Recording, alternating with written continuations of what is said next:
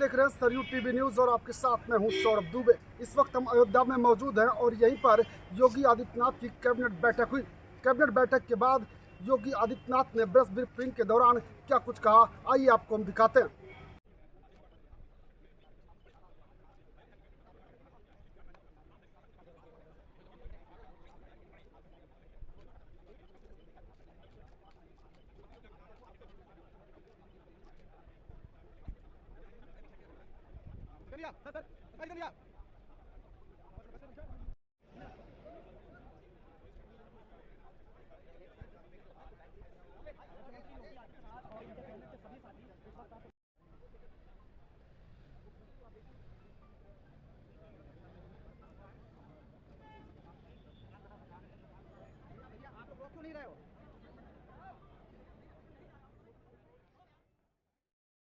Cabinet में कुल 14 प्रस्ताव आए। इन 14 महत्वपूर्ण प्रस्तावों में जो प्रस्ताव थे, सबसे पहला प्रस्ताव था उत्तर प्रदेश के अंदर पहली बार इनलैंड वाटरवे अथॉरिटी का गठन, यानी उत्तर प्रदेश अंतर्देशीय राजमार्ग प्राधिकरण के गठन का एक प्रस्ताव है।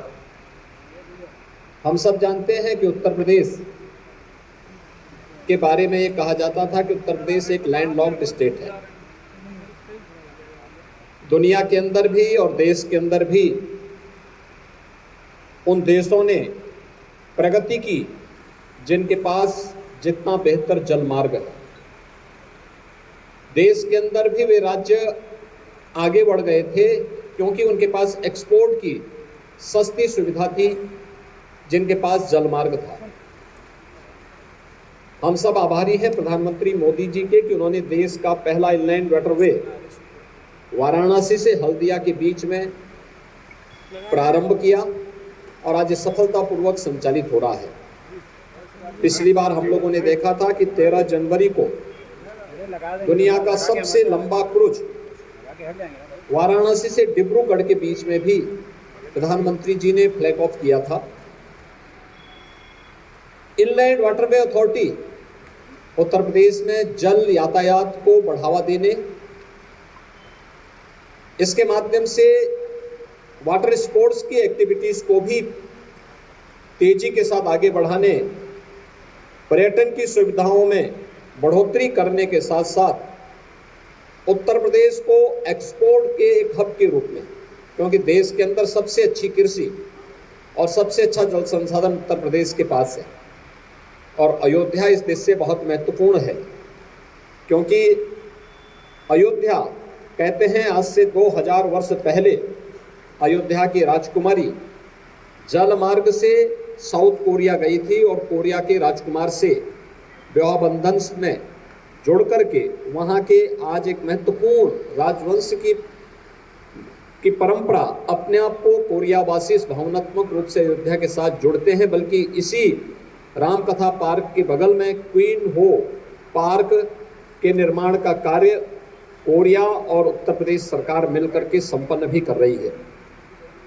इस दिशा से अयोध्या में यूपी उत्तर प्रदेश के अंदर जो हमारी महत्वपूर्ण लगभग 12 के आसपास नदियां ऐसी हैं जो जल यातायात के लिए बहुत मायने रखती हैं, जैसे गंगा जी में, ऐसे यमुना जी में, सरयू जी में, राप्ती में, गोमती है। इन सभी नदियों में ये सुविधाएं उपलब्ध की जा सकती हैं। इसके लिए ये अथॉरिटी भारत सरकार के साथ मिलकर के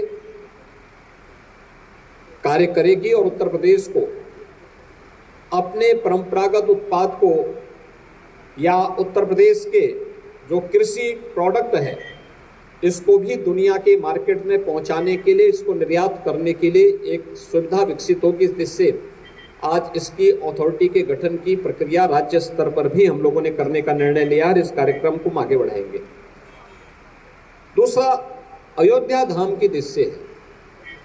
मैंने पहले भी बताया कि वहाँ पर पहले से ही 178 महत्वपूर्ण परियोजनाएं, जिनमें केंद्र और राज्य सरकार 30,500 करोड़ रुपए से अधिक खर्च कर रही है।